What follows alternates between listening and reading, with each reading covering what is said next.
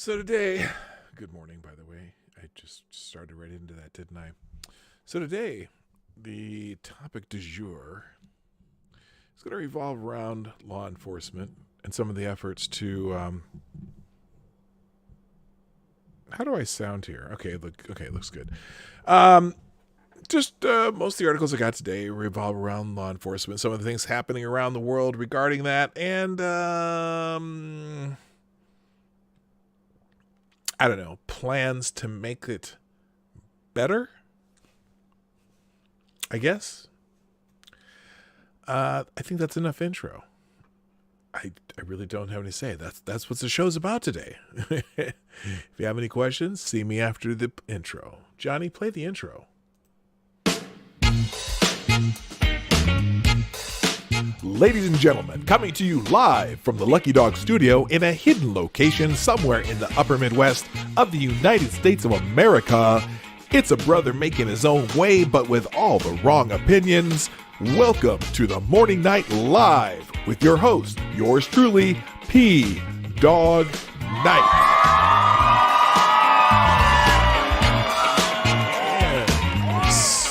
Stop the music, Johnny. Thank you, everybody, for coming in today. You're here quickly, a lot of you. Welcome to the Morning Night Live with your host, me, Marty, a.k.a. PDawg Night. What is today? Today's Tuesday, the 16th of June, the 352nd episode of the Morning Night Live. And,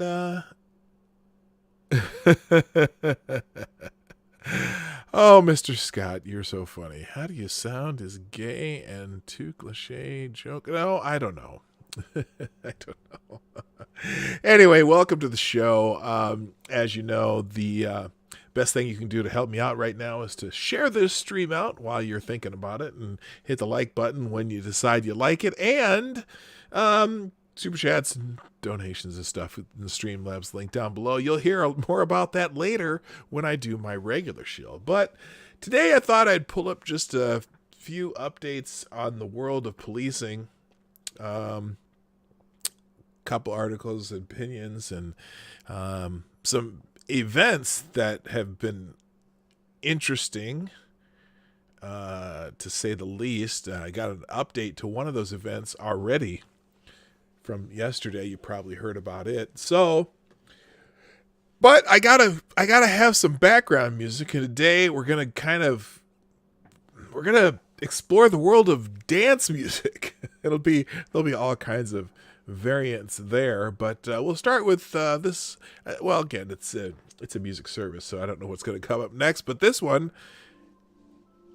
has an interesting beginning. It's dreamy, kind of busy, kind of frantic, but the intro is very intriguing. Anyway, so let's say good morning to everybody while this music starts kicking in, because that's what I do here on the Morning Night Live. I like to say hi to everybody as long as I can. Now, one of these days, this is going to become too unwieldy, and so I may only do this at the beginning, but I'll try right now to make sure that I touch everybody in the chat.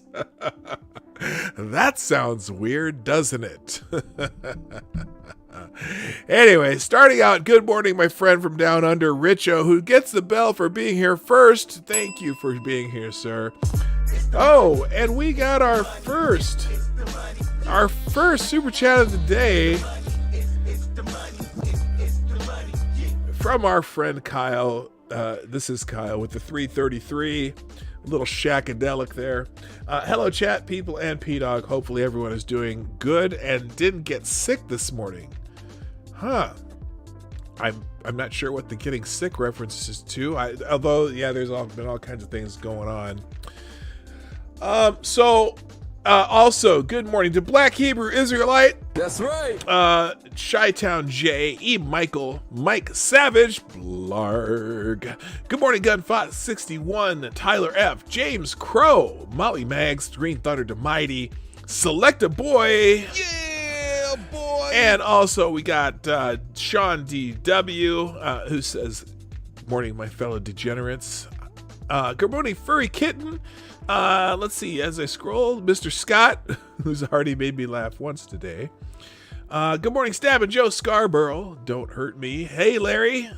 That's the name. Hey, Larry. How you doing? Maddie, on the media handle of the day. Today is App and Hold Fee Day for me. Wish us luck for apartment approval. Oh, good luck. Good luck, Maddie. Good luck to that. Awesome. Good morning, Renee Mayette. Cal Ken L. That would be Superman's cousin. Good morning to another friend from down under, Malia Carr. How you doing, my dear? And I said hi to this is Kyle, or Kyle said hi to all of us. I'll say hi back to you, Kyle. And also Advocatus Diaboli, the Devil's Advocate. That's a good start for saying good morning to everybody. So, like I said, today is let's talk about cops today, and that's the shortest introduction I think I've written for the stream. In the description, we're going to start with a Harvard professor who is a little bit skeptical about the defund the police movement. Wikipedia snippet, what's up? How you doing? How did your thing get there before his? Oh, there, because you're up there. I didn't mean to lose. I must have missed you up there, Wikipedia snippet. How you doing? Glad you're here. I really am. Okay. So this Harvard professor is very skeptical about the defund the police movement and says defunding the police could cost thousands of black lives. And as we all know, Black Lives Matter. We do. We matter. And that's a low bar, but hey, I guess that's a start. Harvard University professor Roland Fryer argued this week that defunding the police could cost thousands of black lives. Leftist activists around the nation have called on their local governments to divert funding away from their police forces. According to a report by the College Fix, a Harvard professor, Roland Fryer, himself black, recently published research that suggests that defunding America's police forces could cost thousands of black lives. Yeah, because if we're not taking care of some of the crime in areas where black people live, that really could cost thousands of black lives. But anyway, let's see. He said that the recent calls to defund police forces could lead to disastrous consequences. Defunding the police is not a solution and could cost thousands of black lives, as he wrote in an email to the College Fix. Fryer's new paper, which is titled Policing the Police, the Impact of Pattern or Practice Investigations on Crime, provides some insights on the relationship between police and their local communities in the United States. The report revealed that homicides skyrocketed in the aftermath of viral police incidents. In other words, police were less likely to be an active presence in certain neighborhoods during periods in which they were facing scrutiny over viral incidents. And you know what? The proof is in the pudding. Look at Baltimore. In the aftermath of the Freddie Gray incidents and trials where those officers were found not guilty, and Baltimore scaled back a lot of their policing, and the crime went up. But anyway, the report reveals that homicide. Okay, we already said that. The report revealed that homicides skyrocketed in the aftermath of viral police incidents. Okay. Our estimates suggest that investigating police departments after viral incidents of police violence is responsible for approximately 450 excess homicides per year, a draft of one of the paper reads. This is 2 times the loss of life in the line of duty for the U.S. military in a year, 12.6 times the annual loss of life due to school shootings, and 3 times the loss of life due to lynchings between 1882 and 1901, the most gruesome years. Breitbart News reported in 2016 on Fryer's research on racial disparities in police shootings. The paper concluded that officers were more likely to shoot at white suspects than they were with black suspects. In officer-involved shootings in these cities, officers were more likely to fire their weapons without having first been attacked when the suspects were white. Fryer's 2016 paper read, black and white civilians involved in police shootings were equally likely to have been carrying a weapon. Both of these results undercut the idea that that police wield lethal force with racial bias. Then they're going to have some updates to the story, apparently. And I look, I think maybe I am just being the regular old contrarian, that I am. I think part of the problem is I don't think we prioritize police enough. Meaning, I think policing is it's a relatively low-paying job when you consider the risk. Also, it doesn't attract as many people who could probably make more money somewhere else. I think that the investment in more training, I think it would be valuable. I think that, in the case of, in some of these cases, I don't know if training would have made a difference or not, but rather than defund police, some cities should think about actually prioritizing their police forces more, rather than maybe some of the things that don't keep people safe in your community, like changing all of our streets in Minneapolis to super wide bike lanes and lowering the amount of traffic lanes. I don't know. They spend so much money on stuff in the city of Minneapolis that you go, was that necessary? I don't know. But anyway, interesting concept there, that defunding the police could cost thousands of black lives when the name of the organization is Black Lives Matter. So anyway, moving on. Apparently the New York Police Department, speaking of which, the New York Police Department is eliminating plainclothes anti-crime unit. I don't know if this is good. The other thing, I was listening to Monk this morning, and there are some certain reforms that you absolutely could do that would make sense. So, for example, in the Breonna Taylor case, the no-knock warrants, they need to get rid of that shit. You know what? You're endangering not only the people you're trying to arrest, but you're also endangering officers in that case. So the officers break into the wrong house, and the person in the wrong house think it's a break-in, starts shooting at the officers, and then they shoot back and end up killing an innocent woman. I don't know if I believe that there should be criminal charges in that case. But there definitely should be huge civil penalties to the city on that one. That's a huge screw up. And maybe the criminal charge would be some form of manslaughter. You did your job so poorly that you went and broke into a house where the person you were looking for just already happened to be in police custody at the time. And also it's the wrong house, and someone dies. That's a really tough case. But it's definitely a case where you could use that case in particular for police reform. The dude in Atlanta who got shot after he fought with officers and pointed the stolen weapon at the officers, even if it's just a taser. If the taser hits you in the wrong place, it can kill you. If it hits you in the eye or near your brain or near your heart, taser will kill you. Can kill you. So it's not like that case is one where that one's one of those cases where once you see the actual incident, they probably acted properly.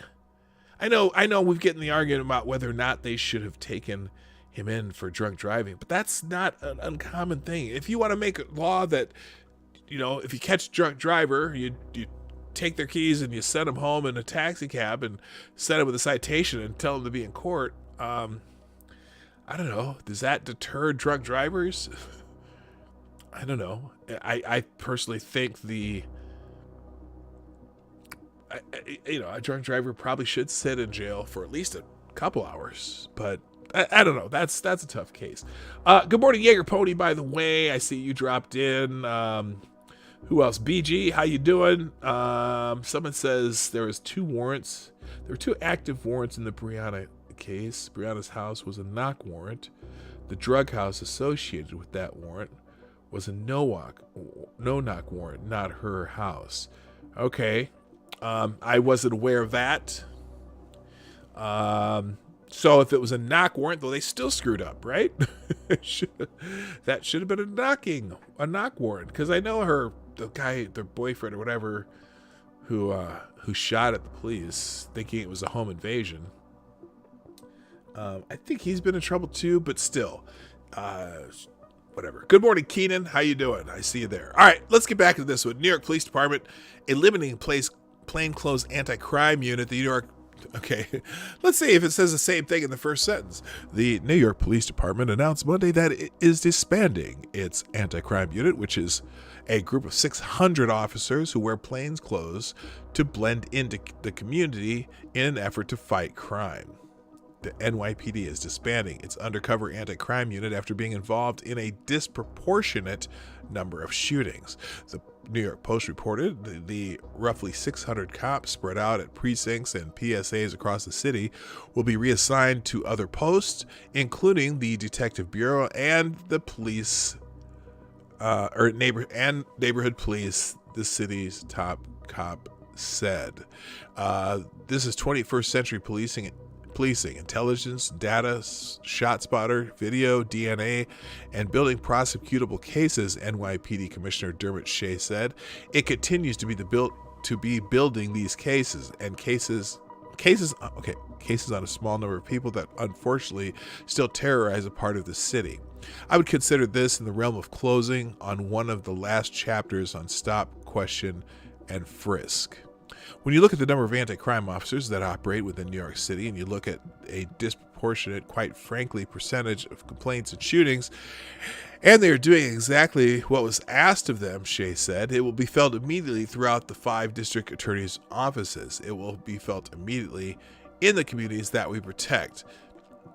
Shea added, this is a policy shift coming from me personally and men and women in the police department, and we're doing what I asked before. I'm thinking this is supposed to be saying before being asked. They've done an exceptional job, but again, I think it's time to move forward and change how we police in this city. I have no idea how that will affect their policing in New York City.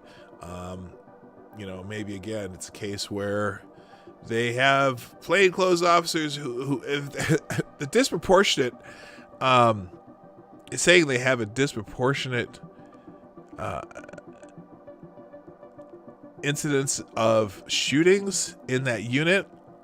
I'm curious as to why that is. They haven't really said why that may be, but anyway. Here, let's see what this says here. Is this just the Reuters article?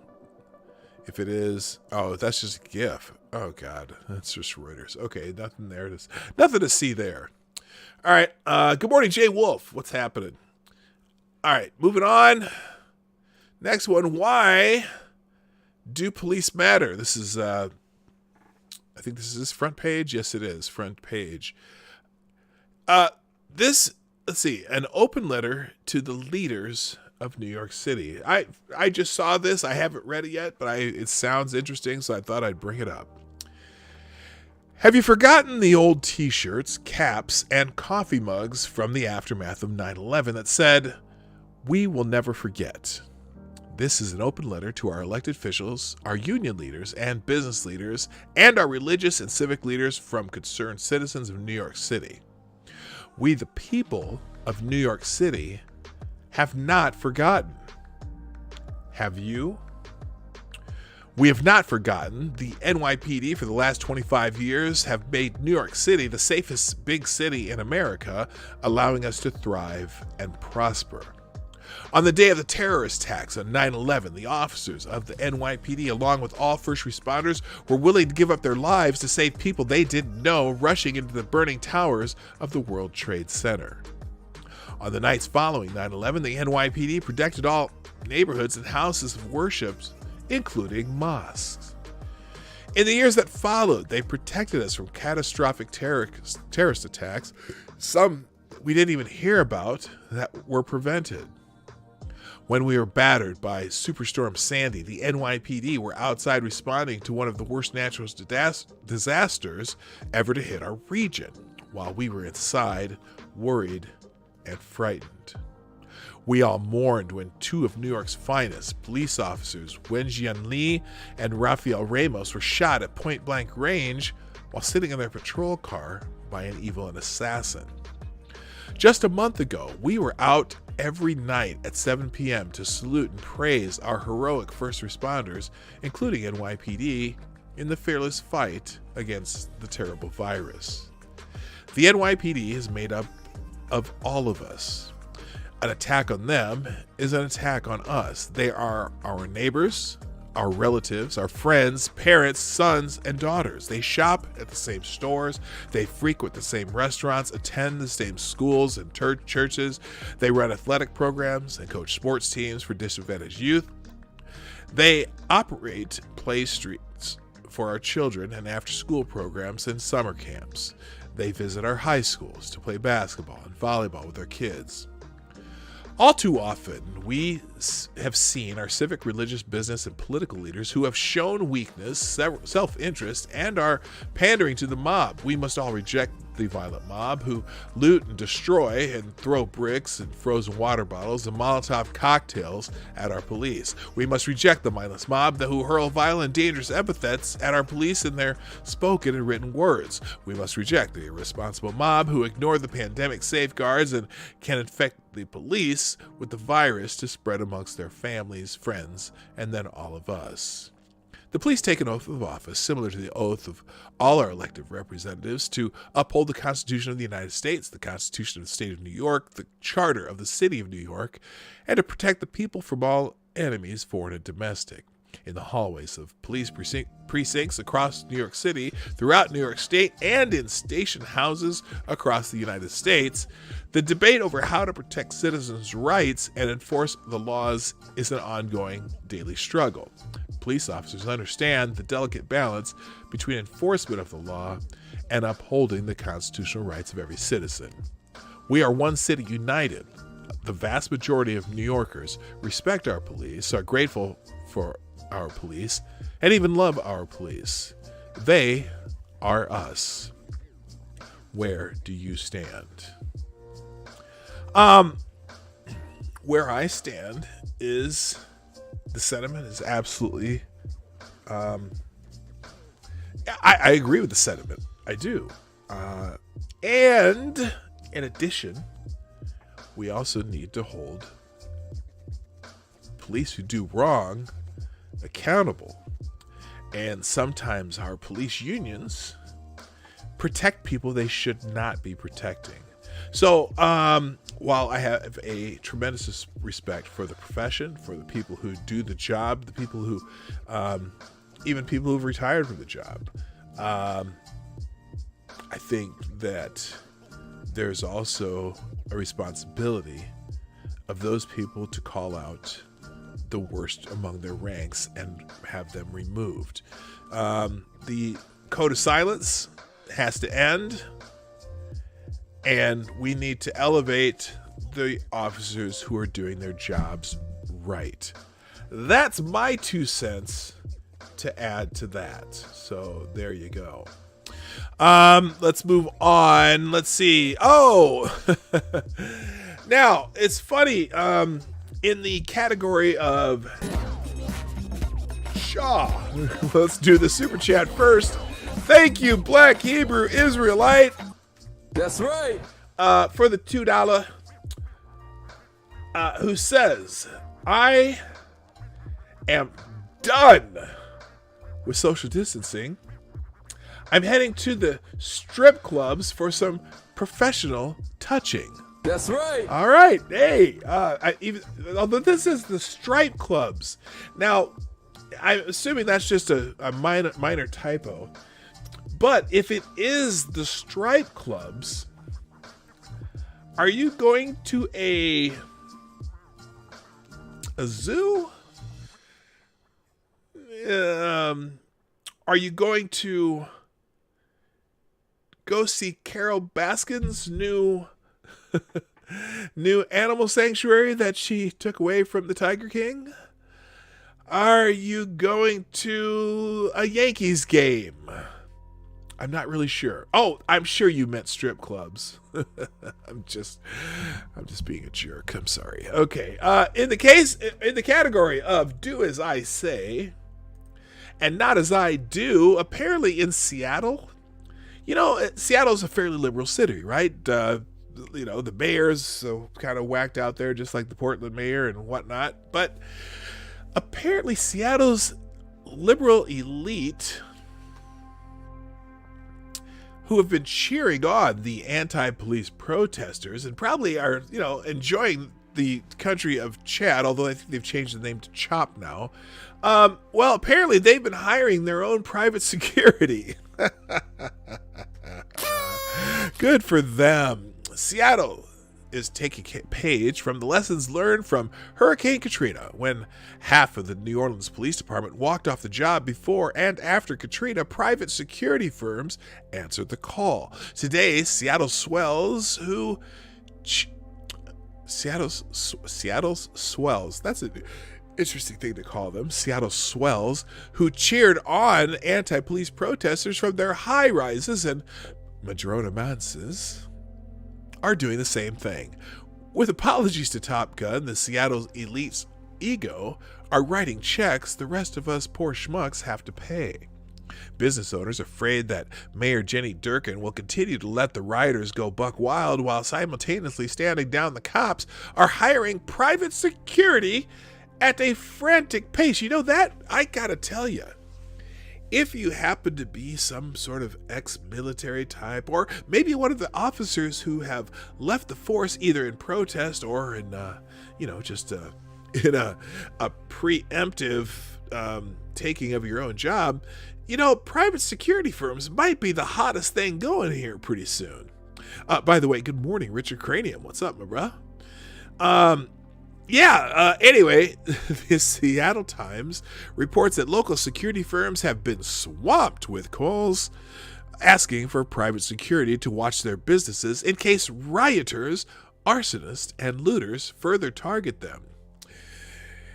It was Monday after weekend protests occurred in downtown Seattle over the Minneapolis police killings of George Floyd.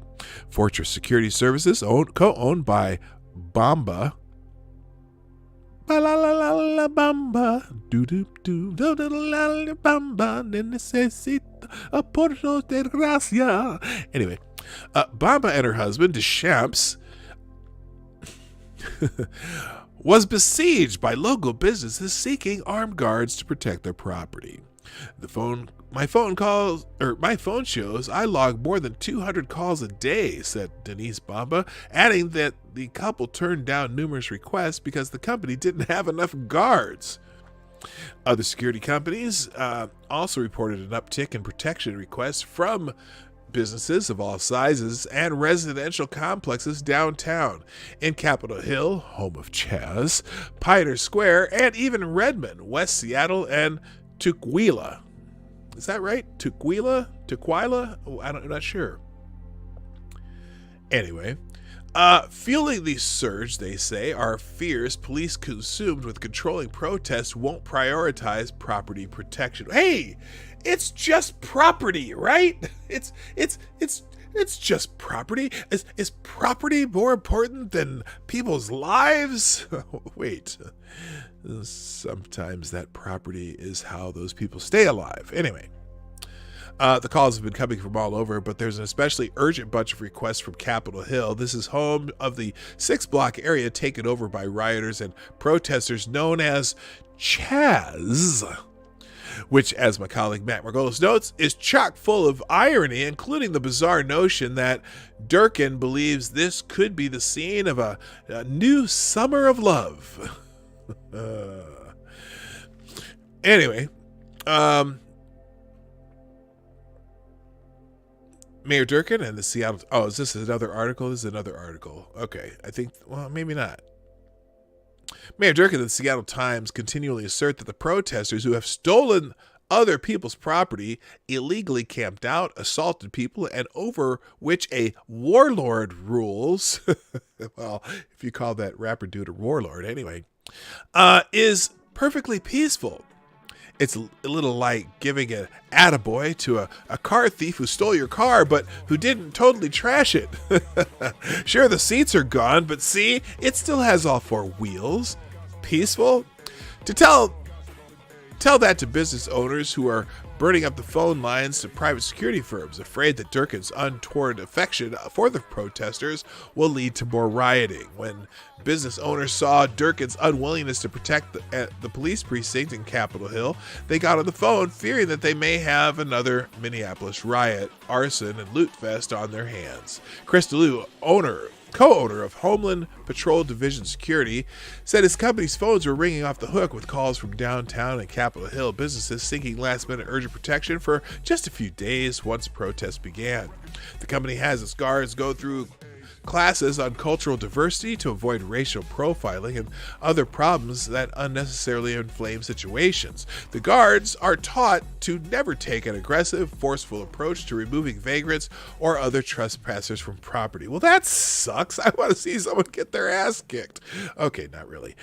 People understand that all of the police resources are geared toward the protest. He said it leaves all these buildings vulnerable to break-ins and causing problems. So, and especially the people. I wonder if the mayor has any security around her. That's what I really want to know.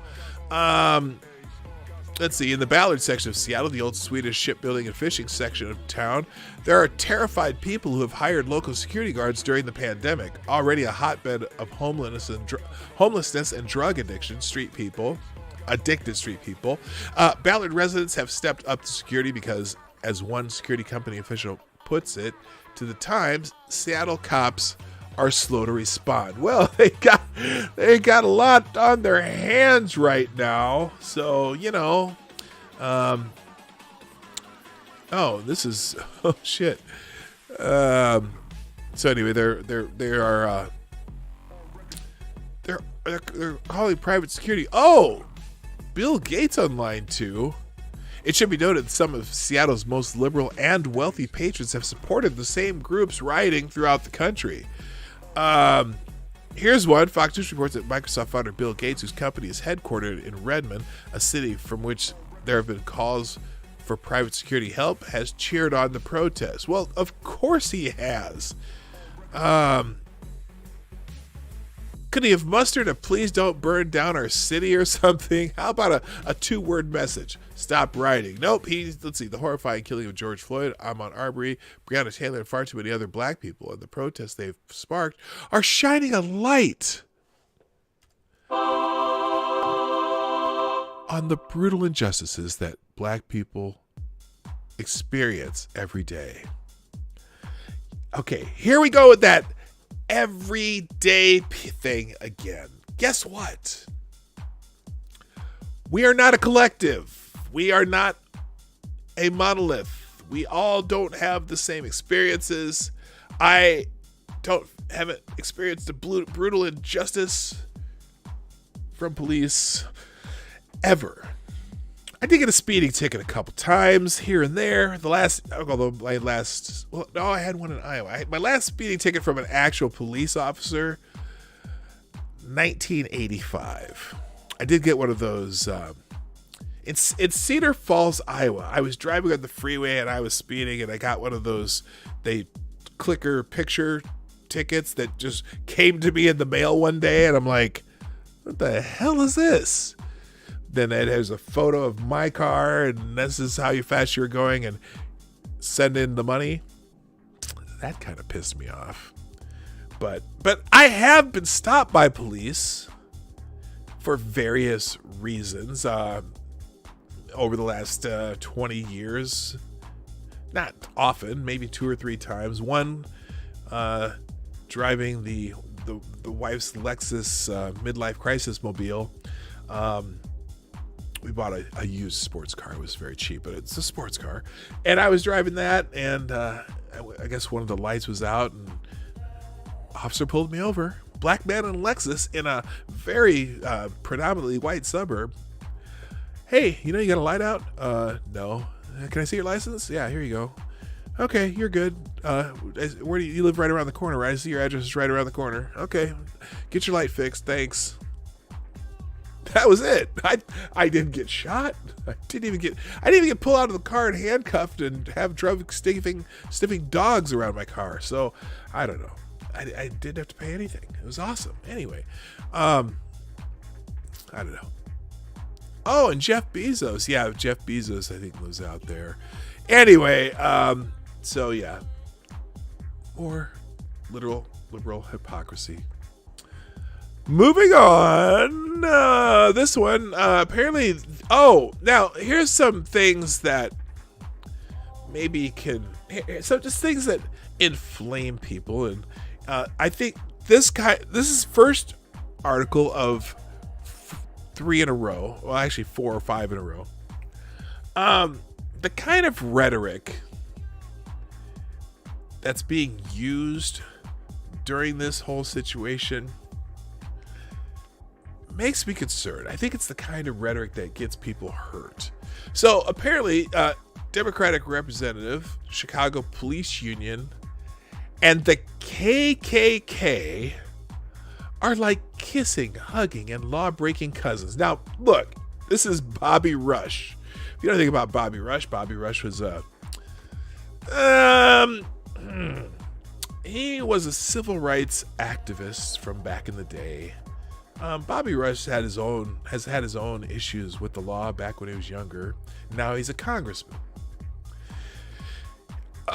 Politico reports Representative Bobby Rush, Democrat, Illinois, on Sunday likened Chicago's largest police union to the Ku Klux Klan. Now, I've said this maybe once or twice before. Well, let me go back to an example that I think we looked at once, where a little girl was talking before a crowd and talking about how the police are just hunting down black people. The police might kill me because I'm black. Do you think when you use this kind of language, instead of trying to bridge a gap between police and your community,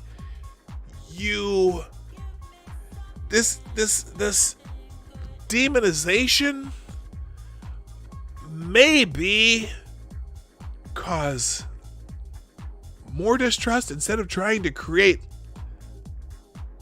less distrust? He goes on, the number one cause that prevents police accountability, that promotes police corruption, that protects police lawlessness, is a culprit called the Fraternal Order of Police. Now, the police unions, I just said it before, the police unions need to do a better job of policing their own and not protecting the bad cops. Because it's the kind of union thing. It's because of unions, it's hard to get fired for anything. I know that where I work, it's a union shop, and people get fired, and you're like, yeah, they deserved it, man. That fucker just... Whoa! I thought you were fired 3 days ago. You're back? Oh, yeah, the union protected them. Well, that happens with cops a lot, too. The union protects them or finds a way to get them reassigned. I mean, it happens with teachers, too. There's a whole office in New York City where bad teachers go to just sit out their days to keep getting paid when they get caught doing something that's really bad, because the union protects them. Anyway, the Chicago Democrats said in an interview with Politico on Sunday, they're organized guardians of continuous police lawlessness, of police murder and police brutality. Now, the irony of this, Bobby Rush saying this, in a city known for its, let's just say, extracurricular activities. And it's technically Chicago's not the most dangerous city in America, but there are sections of Chicago you do not want to be in. And he has the nerve to talk about police murder and brutality in a city that has a lot of murder going on. But anyway, he continues, the Chicago Fraternal Order of Police is the most rabid, racist body of criminal lawlessness by police in the land. It stands shoulder to shoulder with the Ku Klux Klan and the Ku Klux Klan now. Wow. That's some pretty big hyperbole there, but Rush's searing remarks were the latest escalation between him and police after Chicago officers were caught on video lounging in the congressman's Chicago office for hours while violent police protests roiled the city during the weekend of May 30 to 31st. It adds fuel to unrest in Chicago and across the nation after the death of George Floyd, an African-American man, at the hands of a white police officer in Minneapolis. The police union did not respond to a request for comment on Sunday.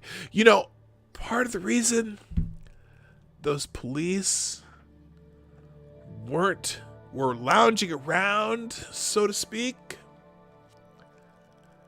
I think your mayor ordered him to stand back, didn't she? I don't think the police were lounging around because they wanted to. I think perhaps they were told to. I'm just spitballing here. Just saying. Good morning, MC. Hammer time. And good morning, Amy in Connecticut. How you doing? And Kingslayer. Oh, Kingslayer, Damocles, Kessler, Dammit Chadwick. Hi, everybody. In a news conference on Thursday, top Chicago police brass, Mayor Lori Lightfoot and Rush castigated those caught on tape, including 3 supervisors, saying their actions were indefensible. Well, maybe did she not order them to kind of, well, I don't know. I have no idea. The officers, the officers entered Rush's office after vandals had broken in, according to city officials, but they stayed inside, napping, popping popcorn, and making coffee. Rush said they left behind a $1 bill on his desk in what he considered a gesture of disrespect. Bobby Rush is probably not a favorite of the police. That's probably not a secret to anyone in Chicago. But so vandals had broken into the office, and so those police came there. Were they there to protect the office? I don't get it. I guess I need to see I didn't see that story. I heard about it. Rush, who was a founding member of the Illinois chapter of the Black Panthers, said that Chicago Fraternal Order of Police and the Ku Klux Klan are like kissing, hugging, law-breaking cousins. Yeah. That, you know what? That certainly will get you some goodwill from the Chicago Police Department. All right, moving on. Las Vegas. Now, but this kind of rhetoric is not uncommon right now. And I think a result is you get stories like this. Las Vegas police officer shot during protest, paralyzed from the neck down. Shea Michelanis, a Las Vegas police officer who was shot in the head during an anti-racism protest that turned violent, is paralyzed from the neck down, according to his family and the Las Vegas Metropolitan Police Department. Michelanis, who is only 29, was shot during an altercation that broke out following what had been A mostly peaceful protest. I don't know what happened there. Oops. Sorry. Let's try that. Okay, that didn't work. It'll probably pop up in the most inopportune time. In a mostly peaceful protest down the Las Vegas Strip on June 1st, according to CBS News. Las Vegas police, who have a suspect in custody related to the shooting, appear to believe that Michelonis, there it goes, like I said, in opportune time, Michelonis was targeted because he was an in-uniform officer. Prosecutors have charged a 20-year-old man with deliberately shooting Michelonis during the protest, one of the hundreds being held across the nation. A judge who reviewed the evidence at June 5 court hearing said that police video shows Edgar Samaniego walking by, taking out a gun and firing at officers. CBS reported he's charged with attempted murder, battery, and firearm charges and is being held in lieu of $1 million. Michelonis' family released a statement Sunday evening updating the public on Shea's condition. Shea is on a ventilator and will remain so. He is also paralyzed from the neck down and unable to speak. Shea is awake and seems to recognize his family members, the family noted. So that's just awful, man. That is awful. There are too many paralyzed from the neck up. Yeah, there certainly are. Amy. A protest that turned violent. What's the word for that? It's not coming to me. Mostly peaceful riot. Yeah, I hear you. Another story here. Now this one has already seems to have at least a partial resolution to it. Apparently, some New York officers were hospitalized after complaining of a bleach taste in their shakes. You may have heard this story yesterday, and I don't know why it's not popping up. Well, we'll skip that one and go to this one, which is the same story, but it's an update. If you heard the story yesterday, the New York Police Department found no criminality after officers became sick Monday night from shakes they got from a Shake Shack in downtown Manhattan. Chief of Detectives Rodney Harrison tweeted early Tuesday. Sources told CBS New York it appeared the incident was incidental or accidental.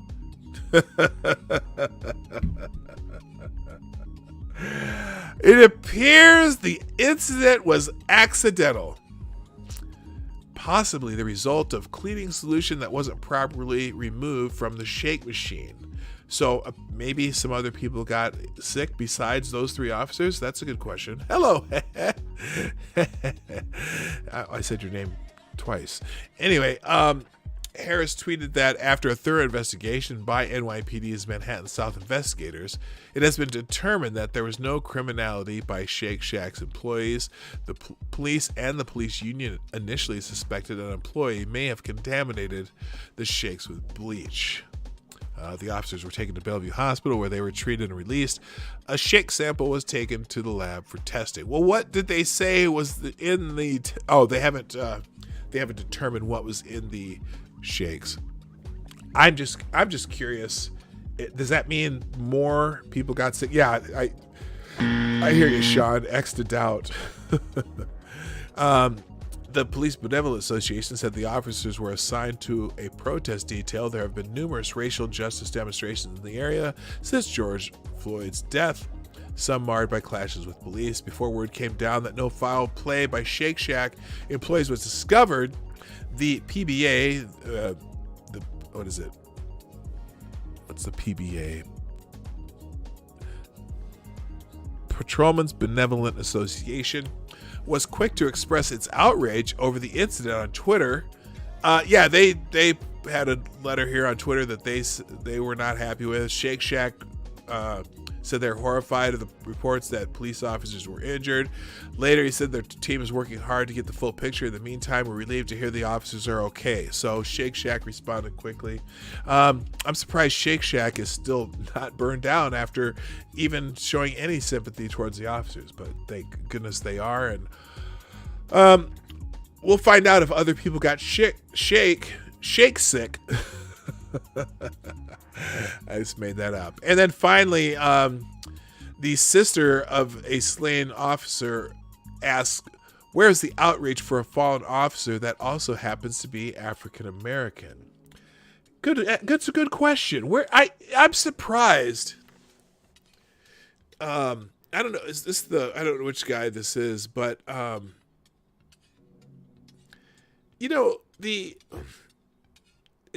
several cops have been killed in the last few weeks during this period of unrest. And, excuse me, it just doesn't seem that there's been a lot of sympathy for them, at least not nationwide sympathy. Anyway, the woman whose law enforcement officer brother was killed last month in the line of duty during ongoing nationwide protests over the death of George Floyd asked Congress on Wednesday, where's the outrage over a fallen officer that also happens to be African American? Homeland Security Protective Officer David Patrick Underwood, a black policeman, was ambushed and fatally shot on May 29th while guarding the U.S. courthouse in Oakland, California. According to KPIX TV, his murder occurred amid violence and unrest over the death of Floyd, a black man who died in police custody in Minneapolis days before. Underwood's sister, Angela Underwood Jacobs, was invited to testify before the House Judiciary Committee alongside Floyd's brother during a hearing focused on policing practices and law enforcement accountability. Ms. Underwood's Jacobs described her brother as a good man who only wanted to keep others safe. He had an infectious laugh and a corny sense of humor. He would go out of his way to help family, friends, and strangers. He did not deserve to die in such a horrendously inhumane way. I'm not disparaging this person at all. It's always have you ever when someone's talking about someone who died, whether it be a criminal or even the George Floyd type or whatever, he was a good boy. He loved his family and took care of his kids and gave an extra quarter every time he came to collection at church, and he was a perfect human being. Maybe it's just you don't want to disparage the dead, but sometimes it's like with some of these, it's like they well, he's a man. He killed 7 people in a shootout and got killed by officers and his family, but he was so good and he was this and that. But anyway, at least for the officer, I'd give him some leeway with this guy. Discussing the loss of her brother, Underwood Jacobs explained, the heartbreak and the grief is inexplainable because it's very, very hard to articulate when your entire world has been turned upside down. I do want to know, though, when I think about all of this and that, my brother wore a uniform. He wore that uniform proudly. I'm wondering, where is the outrage for a fallen officer who also happens to be African American? She's a former city councilwoman for Lancaster, California. She also dismissed calls from activists seeking to dismantle and defund law enforcement in reaction to incidences of police brutality. She told the committee, it is ridiculous to claim that defunding police departments is the solution to police brutality and discrimination because it's not a solution. The councilwoman added, it gets us nowhere as a nation and removes the safety net protection that every citizen deserves from their community elected officials. So good for her. And it is an important question. Do we care about the cops that died? Do we care? Do those Black Lives Matter? Just curious. All right, moving on to some policy things. Apparently, the Democrats are already slamming the Republicans' police reform bill before they have even seen it. It hasn't been presented. There's no drafts, but they're already panning it. Oh, can we just say politics as usual? Senate Republicans have yet to release a promised set of reforms for American police departments, but that has not stopped the top Senate Democrats from waging a preemptive war on their colleagues' forthcoming bill. Leading Senate Democrats, including Minority Leader Chuck Schumer and top vice presidential contender Kamala Harris. Top vice presidential contender. I want it to be Kamala Harris. I want that debate. I want that commercial. Sorry, I'm really tired today. I want that commercial. I do have my cup of reparations coffee with me, though. I'll take a sip.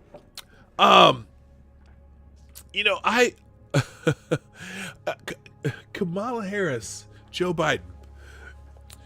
Joe Biden wrote the 1994 crime bill. Kamala Harris enforced the 1994 crime bill. Biden-Harris 2020. Keeping niggas in jail since 1994. Just, that's the ad. I'm going to make that ad myself because I can get away with saying that word because I'm black and, But that's just, please pick Kamala Harris and, or Val Demings, because the ads write themselves. Did you get decaf by mistake? No, this is my Jamaican blend from Cameron's Coffee. Cameron's a coffee that grinds local coffee or grinds it locally. I don't know. And it's a medium to dark. It's a medium dark roast. It's not like, real super dark roast, but it's whatever. And it's actually quite delicious. But anyway. So leading Senate Democrats, including Minority Leader Chuck Schumer and top vice presidential contender Kamala Harris, have blasted the Republicans' still nascent proposal, which is expected to include restrictions on chokeholds, on a national database of police use of force, and the labeling of lynching as a hate crime as cherry picking and far from being relevant. Weren't they just bitching about lynching not being a hate crime? Which, first of all, I get the symbolism of wanting to call lynching a hate crime, but murder's already a crime. So are you going to tack on extra years for what you were thinking when you murdered somebody? I don't know. I don't know the point other than it being symbolic. And symbolic laws are just bullshit to me. I don't want a symbolic law. How about, let's solve some crimes rather than writing some symbolic bullshit laws. Anyway, all those measures appear in House Democrats' own policing bill, but Senate Democrats suggest that the GOP bill is not up to the moment. This is just bullshit politics, if you ask me. It's just, what? Again, it's one of those things where you are trying to signal to black folk that the Republicans don't care about you, when Republicans are putting the same shit in their own bill as you are. The House bill that Nancy Pelosi was putting out there wasn't much different than this, and chokeholds. What does the ban on chokeholds? Well, okay, and I don't recall hearing anyone dying from a chokehold. I know Eric Garner, he didn't really die from a chokehold, but whatever. He died based on the state killed Eric Garner. The state should have some civil liability, just for ramping up the stupid cigarette tax bullshit that Cuomo and de Blasio were demanding their police officers do. I mean, they told the police officers to do this, right? They told the police officers to shake down people selling illegal cigarettes, non-tax cigarettes, Lucy's. And so the police did exactly what they told them to do. So, Mario Cuomo killed Eric Garner. Yeah, it was Mario Cuomo at the time. All right. On the other part of this, the Republican bill is the lead senator on the Republican bill, Senator Tim Scott. So it's interesting. These criticisms lay the groundwork for Schumer's caucus to reject out of the gate a counterproposal to House Democrats' sweeping package, forestalling widely popular efforts at legislative reform. The preemptive critiques also include the tenuous political position Democrats find themselves in as a vocal minority in their left flanks agitate for the full defunding or abolition of America's police departments. Although these proposals are unpopular, their sway within some sectors of the progressive base may inform Democrats' caution about appearing too conciliatory on reform. It's sad to see Senate Democrats' extreme partisanship means they're attacking a policing reform bill before they've even read it, one Senate GOP aide told Washington Free Beacon. The Republican proposal is currently in development under the guidance of Scott, one of only three black members of the Senate. That role has earned Scott a fair share of racial invective from the left, against which he pushed back in an impassioned tweet. Right here is the tweet. Not surprising, the last 24 hours have seen a lot of token. Boy, you're being used in my mentions. Let me get this straight. You don't want the person who has faced racial profiling by police, been pulled over dozens of times, or been speaking out for years, drafting this? Scott's bona fides, however, have not earned him much recognition among Senate Democrats. During a Senate floor speech, Schumer disclaimed Scott's working group, saying, "Working groups are fine and well, but it is critical that we pursue comprehensive reform, not seek the lowest common denominator." Senate Minority Whip Dick Durbin said that while Scott was a good man, just doing some kind of symbolic effort is not enough. Now look, first of all, your local police are not federal employees at all. Putting down a bunch of federal guidelines for policing may or may not mean a hill of beans when it's applied to local state governments. The federal government doesn't hire your local police, so they're limited in what they can do anyway. Yes, the idea of maybe banning chokeholds or whatever, but they don't have a lot of really say in how states run their police. So very interesting. Anyway, so skip that. We're done with that for now.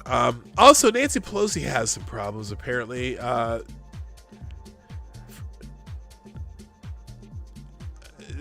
well, I don't know about this. This is news thud that sometimes goes a little bit hype on things. But apparently a new leak sinks Pelosi with Black Lives Matter may cost Nancy her job and majority in November. We'll see. Nancy Pelosi and the Democrats are frauds and political opportunists of the worst kind, and we now have proof. The GOP is not much better, but let's be clear. The sheer arrogance and hypocrisy of Pelosi and the Democrats pandering is many times worse than anything we've seen on the right. Yeah, like the kente cloths. It's just astounding. Pelosi and the Dems were terrified of Black Lives Matter during the 2016 election, going so far as to brand them, quote, a radical organization, end quote. She now embraces the movement for political opportunity. Wait, what happened here?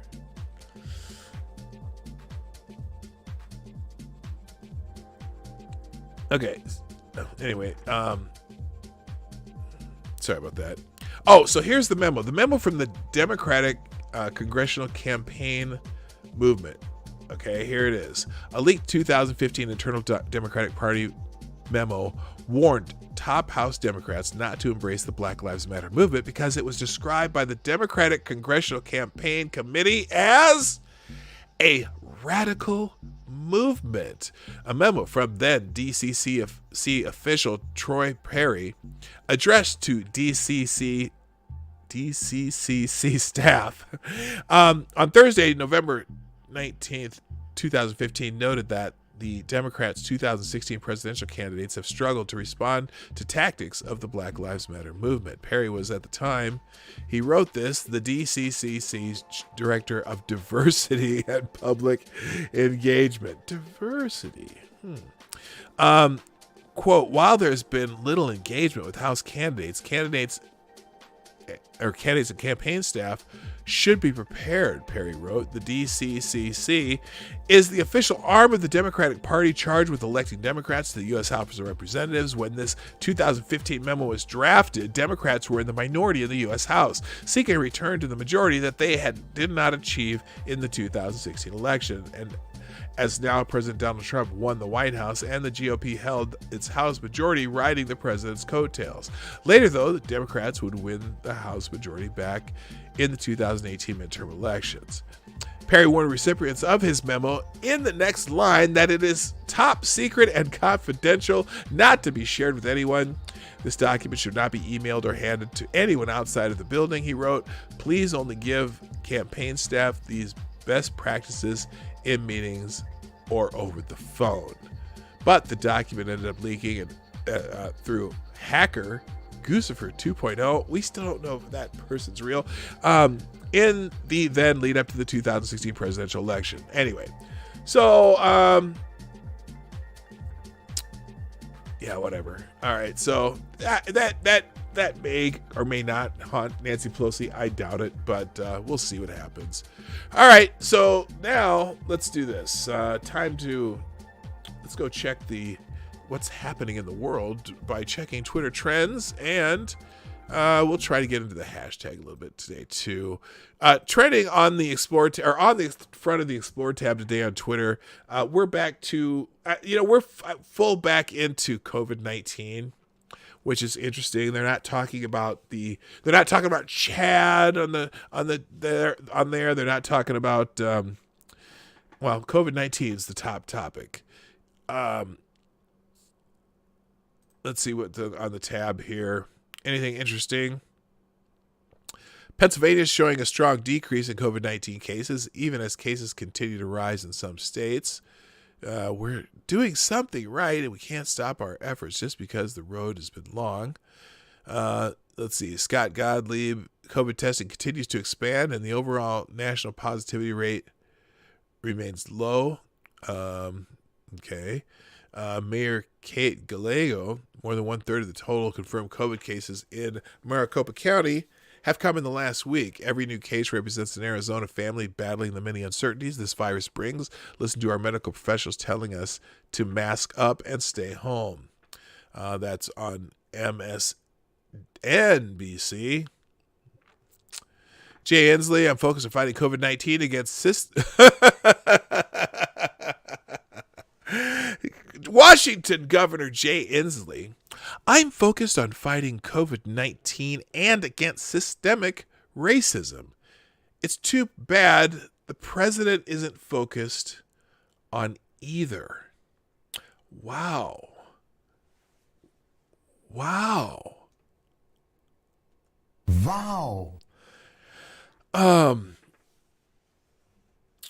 Well, I gotta say,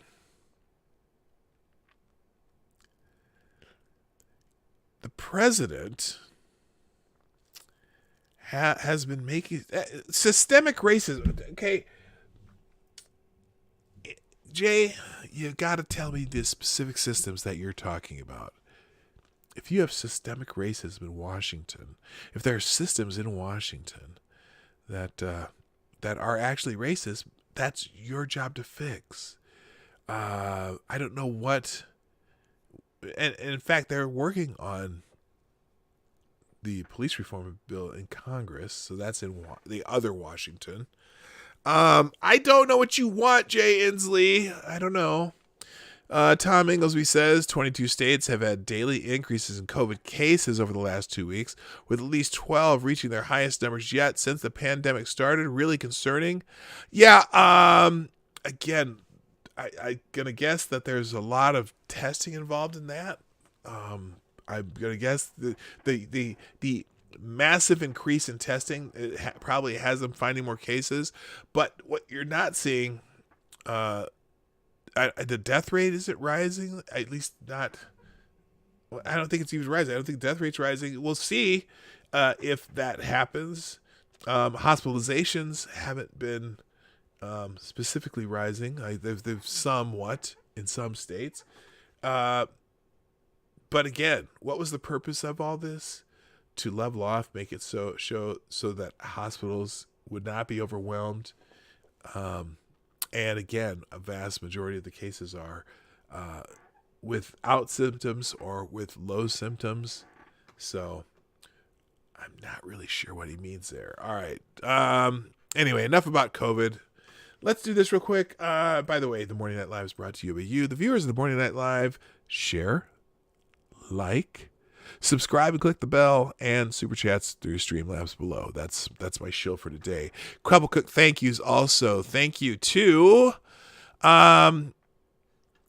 Jay Wolf, Furry Kitten, Maddie, Chi-Town Jay, all who helped to get the word out on the show today. If you'd be so kind, hit the share arrow down there and share on other social media, or you can follow me on Twitter, Minds, and Gab, and you could just retweet, repost, or republish what I publish there. I'm active on Twitter. The other two are pretty much just notification machines. So if you want to follow me on Twitter, I'm fairly active on there. All right.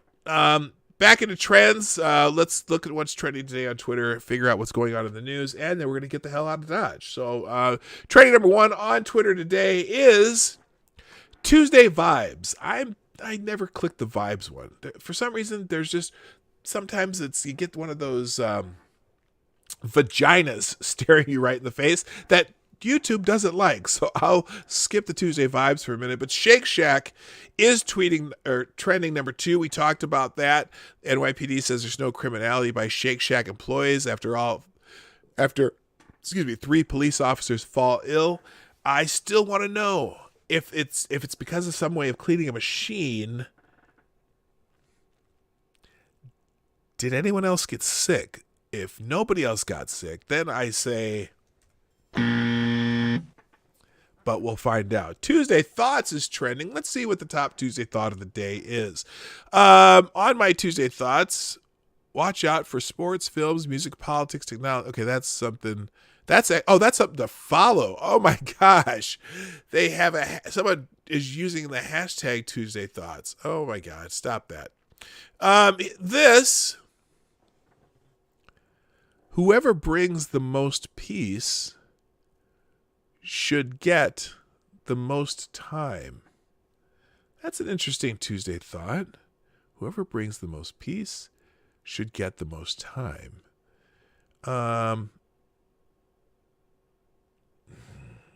That's an interesting thought, I guess. Okay. Let's see. Jesus is coming back. I'm not an Aquarius, Taurus, Gemini, Scorpio, Capricorn. I am a child of God who follows the one who created the stars. That's a nice sentiment, I guess.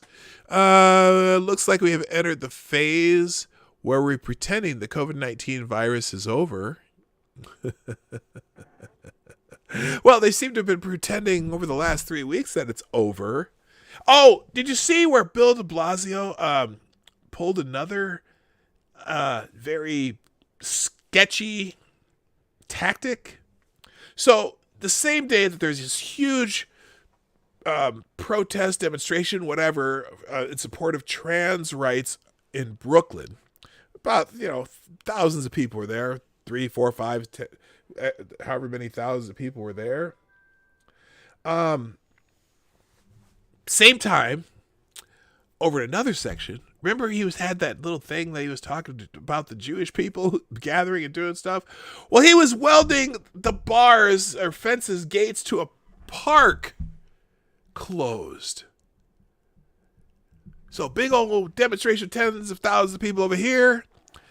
But some Jewish kids playing in the park, they welded the gates to the park closed. I wonder about Bill de Blasio. I gotta tell you, He's a sketchy dude. All right. Any other good Tuesday thoughts here? My current situation is not my final destination. I like that one. That will be our Tuesday thought of the day. Moving on. Let's see. We got Madden 21. Oh my God. You know what? All right. Put a 1 in the chat if you remember when Madden first came out, the Madden football. I'm raising my hand. It was on, I want to say it was on a Nintendo machine, the first Madden. Was it on Nintendo? I don't remember. I just remember my friend had a game console, and he said, hey, you got to play this game. It's Madden. And it was, 20 years ago, 22 years ago when it came out, or 20 years ago, it was, compared to now, I would love to have that game again, though. But it was pretty clunky compared to the way it is now. Now the graphics in these games are so amazing. But yeah, I remember when Madden came out, and me and my roommate, we played that game all the time. That was our favorite game. Anyway, Sabres fire. The Sabres, trending number 5, Buffalo Sabres fired GM Jason Botterill after 3 seasons. Citing philosophical differences as their reason for firing Botterill. Well, at least he isn't a victim of the Black Lives Matter movement, I guess. Buffalo. Did I say Buffalo? I did say Buffalo, right? Yeah, the Buffalo Sabres. Philosophical differences. New general manager. Okay. If you're a hockey fan, you care. If you're not, so on. Tuesday motivation will skip 17.7%. I believe that's the unemployment. Oh, this is good news. U.S. retail sales surged 17.7% in May, breaking. U.S. retail sales jumped 17.7%, partially recovering after plunging in March and April when the economy froze up.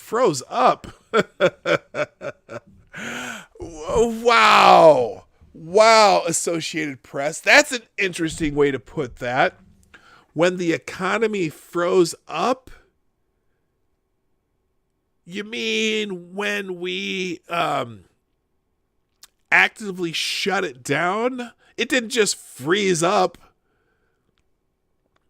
The pandemic's damage to retail sales remains severe, with purchases still down 6.1% from a year ago. Actually, that's surprising me that it's only 6.1% from a year ago. But, the up a record 17.7% in a partial rebound, they say, including stuff that was stolen. Yeah, there's been a lot of retail sales of Nike shoes. Anyway, all right. And so Wayne Dupree says, retail sales are up 17.7% in May, and the country hasn't fully opened up yet. The reason? The economy wasn't the problem. Once these businesses learn they can sustain themselves with delivery services and adding online sales, the sky is the limit. Real talk. Yes, sir, Wayne Dupree. Oh, but Brian Krasenstein, or his uglier twin brother, tweeting as one of their wives, says, Trump is bragging about how retail sales jumped 17.7% in May, breaking a record. What Trump doesn't mention is that retail sales fell 16.4% in April, also breaking a record. Brian, or your uglier twin brother who tweet under one of your wife's names.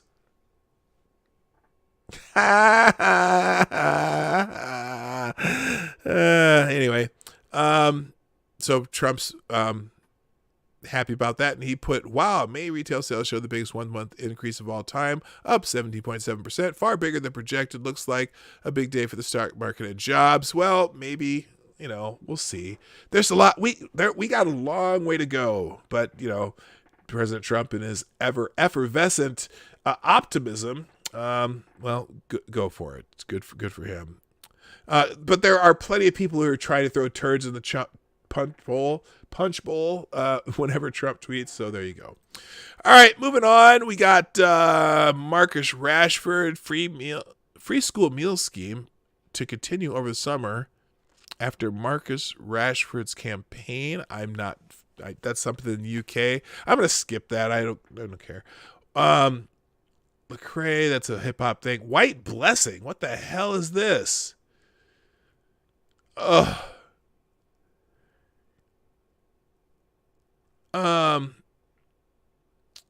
Oh, so this has something to do with this rapper Lecrae.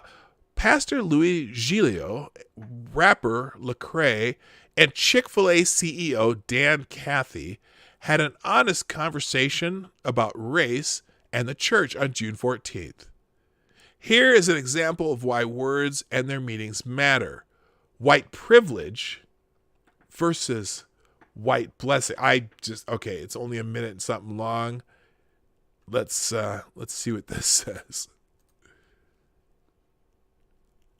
Because I feel like on the inside of the church, we're fighting this historical context you talk about. In other words, we love the blessing of the cross, but we don't love to sit in it and realize this is what God's asking me to do, to die to myself and to live for him, whatever context that's going to look like for me.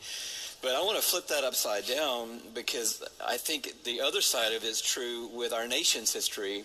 We understand the curse that was slavery, white people do, and we say that was bad, but we miss the blessing of slavery, that it actually built up the framework for the world that white people live in and lived in. That's some weird words. A lot of words. people call this white privilege, and when you say those two words, it just is like a fuse goes off for a lot of white people, because they don't want somebody telling them to check their privilege. And so I know that you and I both have struggled in these days with, hey, if the phrase is the trip up, let's get over the phrase and let's get down to the heart. Sure. Let's get down to what then do you want to call it. And I think maybe a great thing for me is to call it white blessing, that I'm living in the blessing of the curse that happened generationally that allowed me to grow up in Atlanta. And you know, you're talking about being 57. If you were 57, I can't imagine being that old, Dan, and being 57. But I've said to our church, Lecrae, a few weeks ago, when I have was no idea what the born- hell you day I just was said. born on Boulevard at Georgia Baptist Hospital in 1958, black people did not have equal rights in this city. Not my grandparents' lifetime or their lifetime, in my lifetime. This is right It's now, another what we're talking about today. And oops. All right, so that was word salad. White privilege is wanting to rebrand something as white blessing because white fragility makes white people not want to hear about white privilege. Yeah, the concept is supposed to make you uncomfortable because the reality is uncomfortable. Yeah, this isn't going to go over with black people. I'm sorry. And it's all word salad anyway. But this person saying, BLM ACAB says, if I ever hear a white person say white blessing, I'm going to bless them with a great A ass whooping. Oh, for God's sake. Let's see. Lecrae is just the latest example of the type of black leaders that are put in spaces that they shouldn't be in, that Malcolm X spoke of on over 55 years ago. He was put there because they knew he wouldn't call them out for their white blessing. You know what? I tell you what. I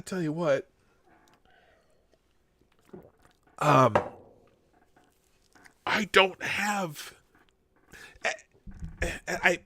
This is not going to win me any friends. I don't have that inferiority complex. The reason I don't accept white privilege, for me personally, I don't listen to that language, is because in order to, or white supremacy or any of those things, because I don't believe them. I don't believe that anyone's superior to me. I don't believe that there's anything that I can't overcome. I'm just, but okay, so that's why Anyway, that's why the rapper is trending also. Atlanta megachurch Pastor Louie wants to use the phrase white blessing instead of white privilege. Yeah, he's not going to win any friends. White blessing. Okay, Leonidas Johnson. White blessing is just as stupid as saying white privilege. In fact, it's worse because it makes the assumption that God blesses people based on their skin color. When will this foolishness end? I'll take a page from Ben Carson and say it's past time for Americans to grow up. Thank you. Thank you. Thank you. God, it's just as stupid. Scribe, what's happening? How you doing, my brother? Oh my God, this is just boy, Lord, we're gonna be hearing about this all day, and I feel bad for what's this rapper's name? His name is Lecrae. Woo, Lecrae is gonna take an ass whooping on Black Twitter today just for sitting there and nodding his head. All right, College Football Hall of Fame is trending. Remember, they trashed the College Football Hall of Fame, which is in Atlanta. Pitt great Craig Hayward has once again been named to the voting ballot for the 2021 College Football Hall of Fame induction class. He was a Heisman Trophy finalist, a consensus All-American. He was a beast of a running back, man. Apparently the nominations for the College Football Hall of Fame are in, and a bunch of them are out there. Looks like Antonio Langham, Chris Samuels, Dan Morgan, Ken Dorsey, couple Razorback. Okay, yeah, unfortunately Colorado running back Eric Bieniemy, he was awesome. Tim Couch, linebacker Jack. Okay, these are all people who are already in it. No, that's on there. Jack Del Rio's just now getting on the ballot. Oh my God. Do you remember? Hello, all, just stopping by. I actually do have to get back to work. Have a good show, PDawg Night. Thank you, Scribe. I've been meaning. I wanted to get that little sound bite. Hi, Scribe. That Baby Monkey used to do. I've always wanted to use that one. Thank you very much, Scribe. I appreciate it. I can't believe that Jack Del Rio isn't already in the College Football Hall of Fame. He was such a beast at USC. And it ended up being a great professional football player. Ray Lewis too. Although I suppose Ray Lewis, Julius Peppers, I don't know what the time frame is to be inducted to the College Football Hall of Fame. Unfortunately, there's no place to put the shit anymore, but you know what it is. All right, so those ballots are out today. Anything else interesting? Luna Light, I don't know what that is. Urgent safety message. Why is urgent safety message trending? Shake Shack should sue. Few cops shot themselves from drinking too many free milkshake. Oh, you know what?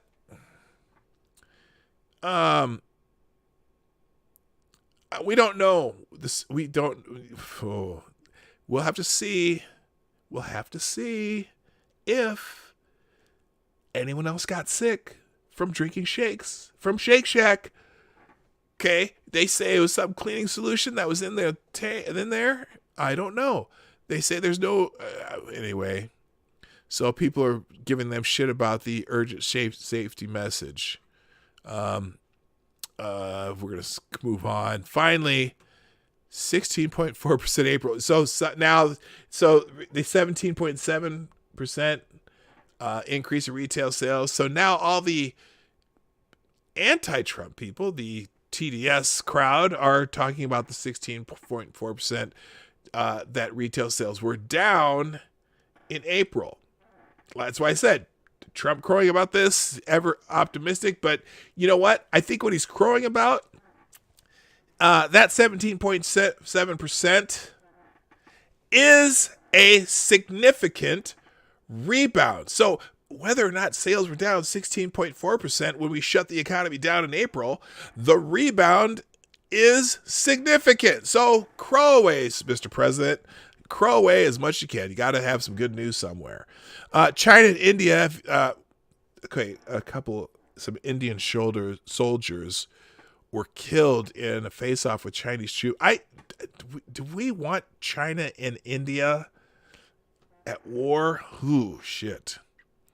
In fact, here we go. Sia says, China and India are starting a World War III in the middle of a global pandemic. Sounds about 2020. Yeah, that is something we do not need. Also, the morning news roundup, Kim Jong-un is blowing shit up. China and India are firing on each other. White supremacists in Albuquerque are shooting people. What? Wait a minute. Maybe I missed the Albuquerque thing. Mike Pence is a fucking liar. Okay, wonder why that is. This is one of those TDS people saying this. COVID isn't going away, and Shuffles the Clown continues to deteriorate. Have a fucking great day. Kim Jong-un blew up in his own country. They have this center where they have it's supposed to be some kind of North-South Korea liaison thing. And he warned South Korea that he was going to blow it up. But it's the thing that he blew up is not in South Korea. It is in North Korea, but it's supposed to be some kind of meeting place where they do shit. Still not good. China and India, not good. Global pandemic, not good. Increased cases of COVID-19 in Beijing, not good. Oh, all kinds of shit going on. Anyway. Oh my God, Black Austin matters? What the fuck is this? Check out what's happening on Congress Avenue here in Austin. Crews are painting the words Black Austin matter in yellow paint on the street. Yeah, it's the one place in Texas where you probably get away with that. Black Austin matters is being painted on Congress Avenue as protests continue across the country after the death of George Floyd. I don't know how long these protests are going to keep going. I think somebody's pushing this. Somebody's pushing this. This is not organic. But now everyone's getting into it. Today would be Tupac Shakur's birthday. Tuesday morning, DC fame. Pence lies. Okay, why is Pence lying? Pence being Pence, Vice President Pence lies about coronavirus numbers ahead of Trump's Tulsa rally. Pence is lying and urging governors to lie like he is. Trump's what is he lying about? What specifically did Pence lie about? Pence tells governors to lie about coronavirus infections. Did he? During the call, Pence, who leads the White House coronavirus task force, downplayed increases in COVID-19 diagnoses in some regions, claiming they were similarly intermittent spikes of the virus. How is that a lie? And who's he getting that information from? Could it be that we're doing exponentially more tests than we were doing before? I don't know. Misleadingly blames coronavirus spikes on rise in testing. How is that misleading? Okay, that's why it's coming up.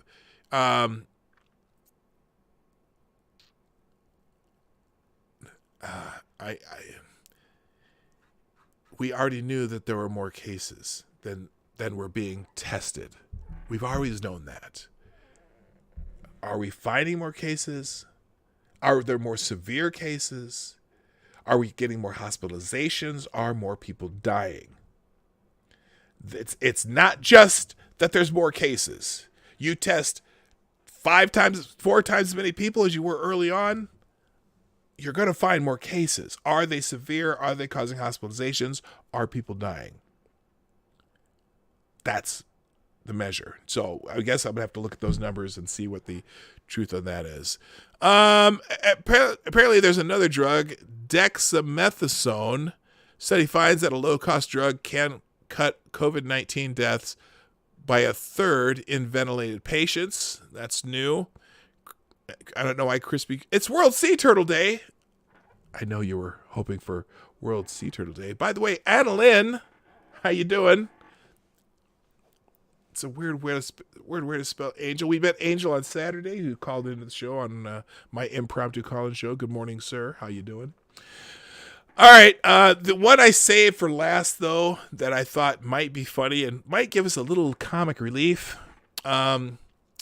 And let's see if it's still here. What happened to it? It's gone. Sabres moved down. Oh, this thing refreshed already. Maybe it's not here anymore. Oh, Pete. Okay, here it is. Now number 6. It went from 19 to 6 as the Twitter trend refreshed. Here we go. PG-13 insults. Here we go. PG-13 insults. Ready? You're a third-rate duelist with a fourth-rate deck. That's so lame. That's a terrible insult. You lint liquor. That reminds me of, who's it? Scribe, if you're still here. Window licking retard. I said that word. You can't say that on YouTube. Lint liquor. Yes. PG-13 insults. Yellow tree dicks. I will never call them bananas again. Oh, so this is what sometimes when you go to other countries and they have a different way to translate things, and apparently they're yellow tree dicks, not bananas. You're a yellow tree dick. Your mother was a hamster and your father smelt of elderberries. Okay. Joey is a third-rate duelist with a fourth-rate deck. Yes. Horse hockey. Yes, that's a good one, too. Were you born on a highway? Because that's where the most accidents happen. Yes. Rolf's roast game was on a whole different tier.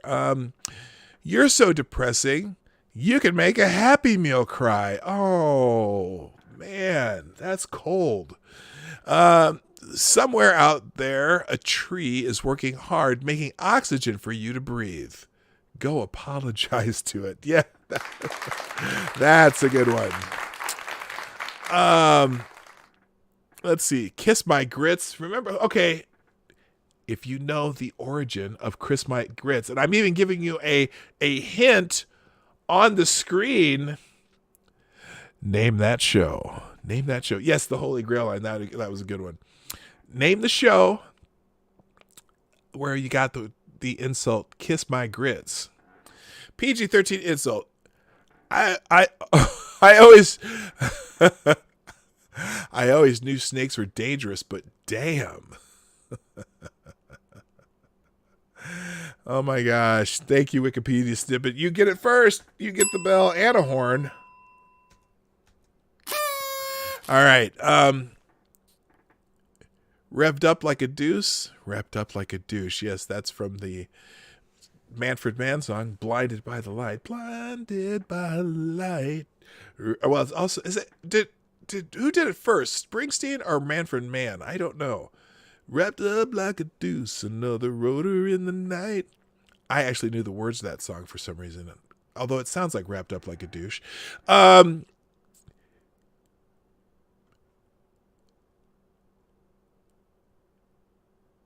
You stuck up, half-witted, scruffy-looking nerf herder.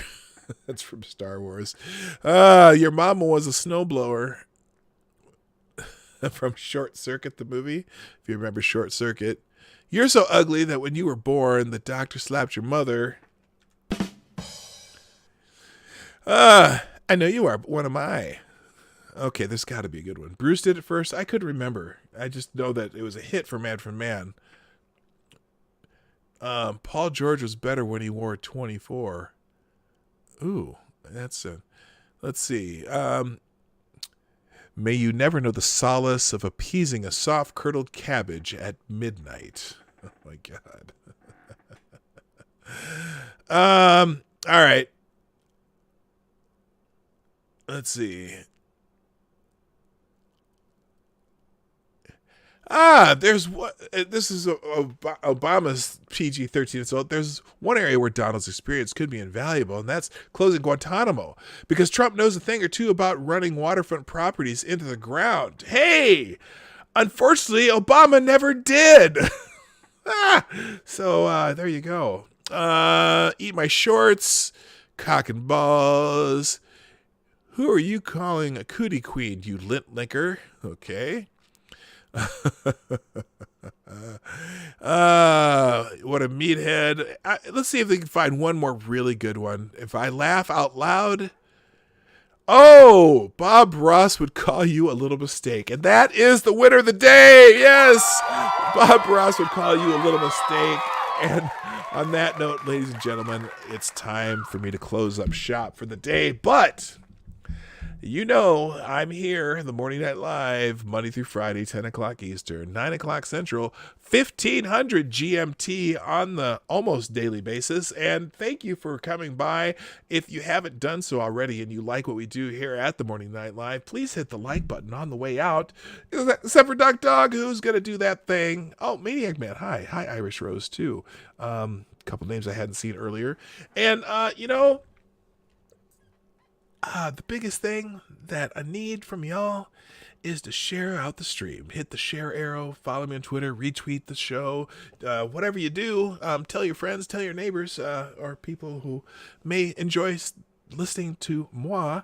But, you know, other than that, thanks for the people who do the super chats today, Black Hebrew Israelites, and this is Kyle.